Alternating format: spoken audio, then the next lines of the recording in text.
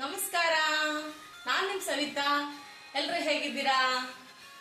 ವರ್ಷದ ಮೊದಲನೇ ಹಬ್ಬ ಆಗಿರೋದ್ರಿಂದ ಎಲ್ಲರಿಗೂ ಮಕರ ಸಂಕ್ರಾಂತಿ ಹಬ್ಬದ ಹಾರ್ದಿಕ ಶುಭಾಶಯಗಳು. ಈ ಸಂಕ್ರಾಂತಿ ಹಬ್ಬ ನಿಮಗೆಲ್ಲ ಖುಷಿ ತಗೊಂಬರ್ಲಿ, ಆರೋಗ್ಯ, ಆನಂದ, ಐಶ್ವರ್ಯ ಎಲ್ಲನೂ ಕೊಡ್ಲಿ ಅಂತೇಳಿ ಆಶಿಸ್ತೀನಿ. ಹಾಗೆ ನಾನು ಇವತ್ತು ಹಬ್ಬಕ್ಕೆ ಮನೆಯಲ್ಲಿ ಕೆಲವೊಂದು ರೆಸಿಪಿಗಳನ್ನ ಮಾಡ್ತಾ ಇದ್ದೀನಿ. ಅದನ್ನ ನಿಮ್ಮೊಡನೆ ಹಂಚ್ಕೋಬೇಕು ಅಂತ ಇಷ್ಟಪಡ್ತಾ ಇದ್ದೀನಿ. ಮೊನ್ನೆ ಸಜ್ಜೆ ರೊಟ್ಟಿ ಬಡ್ದ್ನಲ್ಲ, ಅದಕ್ಕೆ ಮ್ಯಾಚಿಂಗ್ ಆಗಿ ನಾನು ಇವತ್ತು ಗ್ರೇವಿಗಳನ್ನ ಮಾಡ್ತಾ ಇದ್ದೀನಿ. ಅದರಲ್ಲಿ ಮೊದಲನೇದು ಬದನೆಕಾಯ್ದು ಎಣ್ಗಾಯಿ ಮಾಡ್ತೀನಿ. ನಾನು ಒಂದು 3-4 ತರ ಎಣ್ಗಾಯಿ ಮಾಡ್ತೀನಿ. ಇವತ್ತು ನಾನು ಗ್ರೇವಿ ಇರತಕ್ಕಂಥ ಎಣ್ಗಾಯನ್ನ ನಿಮಗೆ ಮಾಡಿ ತೋರಿಸ್ತಿದ್ದೀನಿ. ಬನ್ನಿ ಹಾಗಾದ್ರೆ ಈ ಗ್ರೇವಿಗೆ ಏನೇನೆಲ್ಲ ಇಂಗ್ರೀಡಿಯೆಂಟ್ಸ್ ಬೇಕು ಅಂತ ನೋಡ್ಕೊಳ್ಳೋಣ. ನಾನು ಬದನೆಕಾಯನ್ನ ಕ್ಲೀನ್ ಆಗಿ ತೊಳ್ಕೊಂಡು ಅದನ್ನ ಒಂದೊಂದು ಬದನೆಕಾಯಿಗಳನ್ನ 4 ಹೋಳು ಏನು ಉಳ್ಕ ಇದೆ, ಏನಿದೆ, ಕೆಟ್ಟಿದೆ ಅದೆಲ್ಲ ತೆಗೆದ್ಬಿಟ್ಟು ತೊಟ್ಟನ್ನು ಮಾತ್ರ ಸ್ವಲ್ಪ ಕಟ್ ಮಾಡಿಬಿಟ್ಟು ಸ್ವಲ್ಪ ತೊಟ್ಟು ಅದರಲ್ಲೇ ಇರಬೇಕು. ಯಾಕಂದ್ರೆ ಕಟ್ ಮಾಡಿದ್ರೆ ಪುಡಿ ಆಗೋ ಚಾನ್ಸಸ್ ಇರುತ್ತೆ. ಹಾಗಾಗಿ ಈ ತೊಟ್ಟನ್ನು ನೀಟಾಗಿ ತೊಳ್ಕೊಂಡು ಈ ತರ ಕಟ್ ಮಾಡಿ ನಾನು ಒಂದು ಅರ್ಧ kg ಬದನೆಕಾಯಿನ, ನನಗೆ ಈ ಸರಿ ಈ ದುಂಡು ಚಿಕ್ಕದಾಗಿರೋ ಎಣ್ಗಾಯಿಗೆ ಬೇಕು ಅಂತೇಳಿ ಚಿಕ್ಕದಾಗಿರೋ ಬದನೆಕಾಯಿ ತಗೊಂಬಂದೆ. ಶ್ರೀರಾಮ್ಪುರ ಬದನೆಕಾಯಿ ಈ ಸರಿ ಮಾರ್ಕೆಟಲ್ಲಿ ನನಗೆ ಸಿಗ್ಲಿಲ್ಲ, ಹಂಗಾಗಿ ಈ ತರ ಬದನೆಕಾಯಿ ತಗೊಂಬಂದಿನಿ. ಅರ್ಧ kg ಬದನೆಕಾಯನ್ನ ತೊಳೆದು, ಇದು ಸ್ವಲ್ಪ ಏನಂತೀವಿ ಸೊಗಡು ಇರುತ್ತೆ ಇದರಲ್ಲಿ, ಕಪ್ಪುಗೆ ಇದೆಲ್ಲ ಆಗುತ್ತೆ. ಹಂಗಾಗಿ ಅದಕ್ಕೆ ಹೆಚ್ಚಿ ನಾನು ಅರಿಶಿನ ಮತ್ತೆ ಉಪ್ಪನ್ನ ಹಾಕಿ ಸ್ವಲ್ಪ ಮೇಲೆ ಕಪ್ಪಾಗಬಾರ್ದು ಬದನೆಕಾಯಿ ಅಂತ ತೊಳೆದು ಎತ್ತಿಟ್ಕೊಂಡಿದ್ದೀನಿ. ಹಾಗೇನೆ ಒಂದು ಈರುಳ್ಳಿ ಚಿಕ್ಕದು, ಒಂದು ಉರಿಯೋದಿಕ್ಕೆ ಒಂದು ಈರುಳ್ಳಿ, ಸ್ವಲ್ಪ ಕರ್ಬೇವಿನ ಸೊಪ್ಪು ತಗೊಂಡಿದ್ದೀನಿ, 1-2 ಟೇಬಲ್ ಸ್ಪೂನು ಶೇಂಗಾ ತಗೊಂಡಿದ್ದೀನಿ, 1-2 ಟೇಬಲ್ ಸ್ಪೂನು ಕಡಲೆ ತಗೊಂಡಿದ್ದೀನಿ, 1 ಟೇಬಲ್ ಸ್ಪೂನು ಎಳ್ಳು ತಗೊಂಡಿದ್ದೀನಿ, 1 ಟೇಬಲ್ ಸ್ಪೂನು ಅಥವಾ ರುಚಿಗೆ ತಕ್ಕಷ್ಟು ಉಪ್ಪು ತಗೊಂಡಿದ್ದೀನಿ, 1-2 ಟೇಬಲ್ ಸ್ಪೂನು ಗುರೆಳ್ಳು ಅಥವಾ ಕುರೆಶಾಣಿ ಪುಡಿ ಅಂತ ಹೇಳ್ತೀವಿ, ಅದನ್ನು ತಗೊಂಡಿದ್ದೀನಿ, 1 ಚಮಚ ಅಚ್ಚ ಖಾರದ ಪುಡಿ ತಗೊಂಡಿದ್ದೀನಿ, ನಾನು ಪ್ರತಿನಿತ್ಯ ಬಳಸ್ತಕ್ಕಂಥ ಸಾಂಬಾರ್ ಪುಡಿ 1 ಚಮಚ ತಗೊಂಡಿದ್ದೀನಿ. ಹಾಗೆ 1 ಬೌಲು ಕೊಬ್ಬರಿ ತಗೊಂಡಿದ್ದೀನಿ, 1 ಬೌಲು ಹುಣಸೆ ರಸವನ್ನು ತಗೊಂಡಿದ್ದೀನಿ.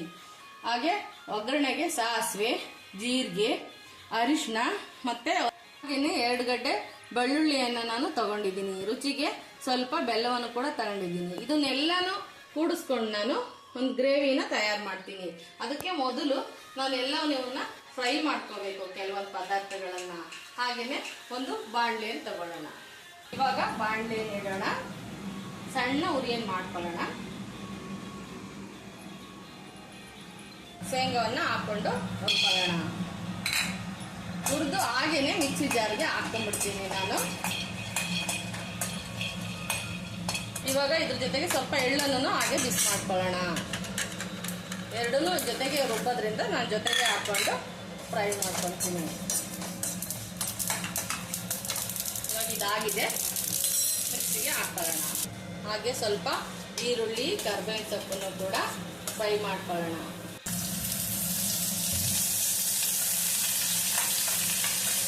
ಇವಾಗ ಎಲ್ಲಾನು ಫ್ರೈ ಮಾಡಿಕೊಂಡು ಮಿಕ್ಸಿಗೆ ಹಾಕೊಳ್ಳೋಣ. ಕರ್ಬೇವಿನ ಸೊಪ್ಪನ್ನು ಕೂಡ ಸ್ವಲ್ಪ ಫ್ರೈ ಮಾಡೋದಕ್ಕೆ ಹಾಕ್ತಾ ಇದ್ದೀನಿ. ಸ್ವಲ್ಪ ಒಗ್ಗರಣೆಗೆ ಮಿಕ್ಕಿಸ್ಕೊತಾ ಇದ್ದೀನಿ. ಜೊತೆಗೆ ಸ್ವಲ್ಪ ಬೆಳ್ಳುಳ್ಳಿನೂ ಕೂಡ ಹಾಕೋತಾ ಇದ್ದೀನಿ.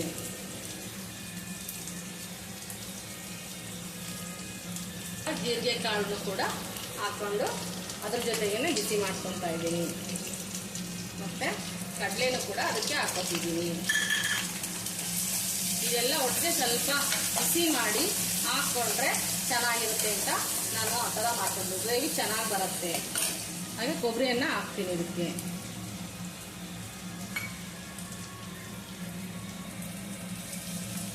ಮತ್ತೆ ಇದೆಲ್ಲ ಸ್ವಲ್ಪ ಬಿಸಿ ಮಾಡಿಕೊಂಡು ಮಿಕ್ಸಿ ಜಾರ್ಗೆ ಡೈರೆಕ್ಟಾಗಿ ಹಾಕ್ಕೊಂಡು ಸ್ವಲ್ಪ ಕೊತ್ತಂಬರಿ ಸೊಪ್ಪನ್ನು ಅದ್ರ ಜೊತೆಗೆ ಹಾಕ್ಕೊತಾ ಇದ್ದೀನಿ.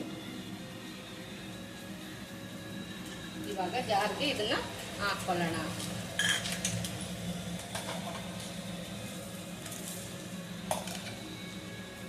ಇವಾಗ ಜಾರ್ಗೆ ಎಲ್ಲ ಹುರ್ಕೊಂಡಿರ್ತಕ್ಕಂಥ ಸಾಮಾನೆಲ್ಲ ಹಾಕೊಂಡಿದ್ದೀನಿ, ಪುಡಿನೂ ಹಾಕೊಳ್ಳೋಣ. ಮತ್ತೆ 1 ಚಮಚ ಖಾರದ ಪುಡಿ, 1 ಚಮಚ ಮಸಾಲೆ ಪುಡಿ, ಪ್ರತಿದಿನ ಬಳಸೋ ಸಾಂಬಾರುಗಳಿಗೆಲ್ಲ ಆ ಥರ ಮಸಾಲೆ ಪುಡಿ ಎರಡು 1 ಚಮಚ ತಗೊಂಡಿದ್ದೀನಿ, ಹಾಕ್ತಾ ಇದ್ದೀನಿ ಅದಕ್ಕೆ. ಇವಾಗ ಇದನ್ನ ಗ್ರೈಂಡ್ ಮಾಡ್ಕೊಳ್ಳೋಣ. ಸಹ ಹಾಕೊಂಡು ರುಬ್ಕೊಳ್ಳೋಣ.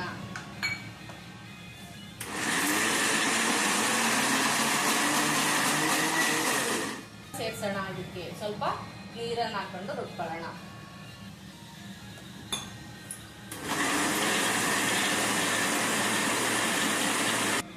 ನೋಡಿ, ಈ ತರ ಅತಿ ನುಣ್ಣಗಿರಬಾರ್ದು, ಸ್ವಲ್ಪ ಹಿಂಗೆ ತರಿಯಾಗಿ ರುಬ್ಕೋಬೇಕು. ಈ ತರ ತರಿಯಾಗಿ ಬರಬೇಕು, ಆ ಥರ ರುಬ್ಕೋಬೇಕು. ತುಂಬ ನಯಸ ರುಬ್ಕೊಂಡ್ರೆ ಅಷ್ಟೊಂದು ರುಚಿ ಅನ್ಸೋದಿಲ್ಲ. ಉಪ್ಪನ್ನು ಸೇರಿಸ್ತೀನಿ. ಉಪ್ಪನ್ನು ಸೇರಿಸಿ ಒಂದ್ಸರಿ ಮಿಕ್ಸ್ ಮಾಡ್ಕೊತೀನಿ.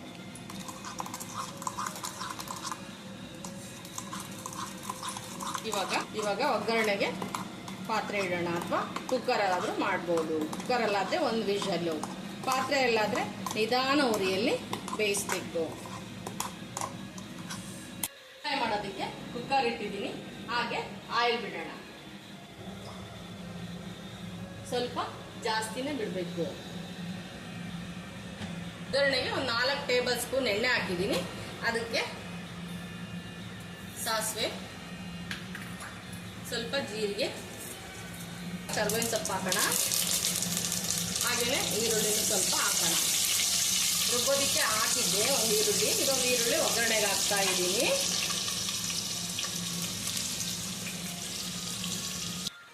ಚಿಟಿಕೆ ಅಷ್ಟು ಅಥವಾ ಸಣ್ಣ ಸ್ಪೂನಲ್ಲಿ ಒಂದು ಸ್ಪೂನ್ ಅರಿಶಿನ ಹಾಕೋಣ.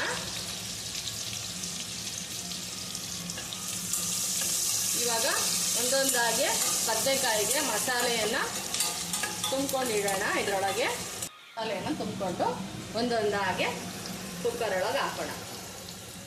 ನೀಟಾಗಿ ಪೋಣಿಸ್ಬೇಕು. ಇದನ್ನು ಈ ಕೆಳಗಿನ ತೊಟ್ಟಿನ ಭಾಗ ಕೆಳಗೆ ಬರಬೇಕು, ಕುಕ್ಕರ್ ತಳಭಾಗಕ್ಕೆ ಹೋಗ್ಬೇಕು. ಹಾಗಾದರೆ ಸ್ವಲ್ಪ ಚೆನ್ನಾಗಿ ಬೇಯುತ್ತೆ. ಈ ಥರ ಕೆಳಮುಖವಾಗಿ ಇಡಬೇಕು. ಇದು ನಮ್ಮ ಮನೆಗೆ ಗ್ರೇವಿ ಎಲ್ರಿಗೂ ಇಷ್ಟ, ಬದನೆಕಾಯಿಗಿಂತ. ಇದರಲ್ಲಿ ರೈಸ್ ಊಟ ಮಾಡೋದಕ್ಕೆ ತುಂಬ ಚೆನ್ನಾಗಿರುತ್ತೆ ಅಂತೇಳಿ ಇವತ್ತು ನಾನು ರೈಸ್ಗೆ ಸಾಂಬಾರು ಮಾಡ್ತಾಯಿಲ್ಲ. ಹಾಗೆಯೇ ನನಗೆ ಇವತ್ತು ಏನಪ್ಪ ಬೇಜಾರು ಅಂತ ಹೇಳಿದರೆ, ನನ್ನ ಮಗನಿಗೆ ತುಂಬ ಇಷ್ಟವಾದೆಲ್ಲ ಅಡುಗೆಗಳನ್ನೇ ಮಾಡ್ತಾಯಿದ್ದೀನಿ ಇವತ್ತು. ಅವನು ನಮ್ಮ ಜೊತೆ ಈ ಹಬ್ಬಕ್ಕೆ ಇಲ್ಲ. ಯಾಕೆಂದರೆ ಅವನಿಗೆ ಎಕ್ಸಾಮ್ ನಡೀತಿದೆ, ಬಂದು ಹೋಗೋದಕ್ಕೆ ಆಗ್ತಾಯಿಲ್ಲ. ಅವನಿಗೆ ತುಂಬ ಫೇವ್ರೇಟ್ ಇವೆಲ್ಲ ಪದಾರ್ಥಗಳೆಲ್ಲನೂ. ಅವನೇ ಭಾಳ ಇಷ್ಟಪಡೋದು ನಮ್ಮ ಮನೇಲಿ. ಹಂಗಾಗಿ ಇವತ್ತು ಮಿಸ್ ಆಗಿದ್ದಾನೆ ಅವನು. ಆದ್ರೂ ನಾವು ಹಬ್ಬ ಮಾಡಬೇಕಲ್ವಾ, ಮಾಡ್ತಾಯಿದ್ವಿ. ಅವನು ಬಂದಮೇಲೆ ಕೂಡ ಅವನಿಗೂ ಕೂಡ ಈ ಥರ ಎಲ್ಲ ಮಾಡಿಕೊಡ್ಬೇಕು ನಾನು. ಈ ಥರ ಎಲ್ಲ ಒಂದೊಂದಕ್ಕೆ ನೀಟಾಗಿ ಮಸಾಲೆಗಳನ್ನೆಲ್ಲ ತುಂಬಿಕೊಂಡು ನೀಟಾಗಿ ಒಳಗೆ ಗೋಳಿಸ್ಬೇಕು. ಇದಕ್ಕೆ ಗ್ರೇವಿ ಇದು ನಾನು ಮಾಡೋ 4-5 ಥರ ಎಣ್ಗಾಯಿ ಮಾಡ್ತೀನಿ. ಒಂದೊಂದಕ್ಕೆ ಒಂದೊಂದು ಥರ ಗ್ರೇವಿ ಮಾಡ್ಕೊತೀನಿ ನಾನು. ಇವನು ಬದನೆಕಾಯಿ ಎಲ್ಲ ಹೋಳಾಕ್ಬಿಟ್ಟು ಮಾಡ್ತೀನಿ. ಮತ್ತು ಹಾಗೆ ಎಣ್ಣೆಯಲ್ಲೇ ಬರೀ ಮಸಾಲೆ ಇಟ್ಟು ಎಣ್ಗಾಯಿ ಮಾಡ್ತೀನಿ. ಈ ಥರ ವೆರೈಟೀಸ್ 4-5 ಥರ ಮಾಡ್ತೀನಿ. ನಮ್ಗೆ ಇವತ್ತು ಗ್ರೇವಿ ಬೇಕಿರೋದ್ರಿಂದ ಈ ಥರ ಎಣ್ಗಾಯಿ ಮಾಡೋದಕ್ಕೆ ನಾನು ಜೋಡಿಸ್ಕೊಂಡಿದ್ದೇನೆ.